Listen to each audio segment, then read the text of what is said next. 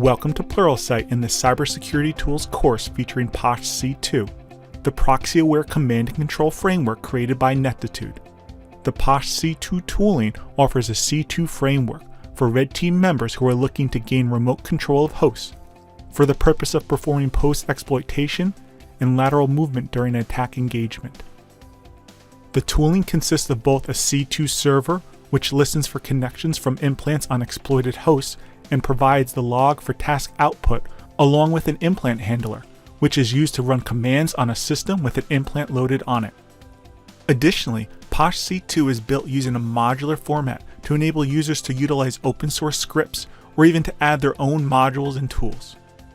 If you would like to learn how to use PoshC2 to remotely control compromised hosts, perform a wide range of post-exploitation activities, and move laterally through a target network, come join me and explore the extensibility and flexibility of PoshC2.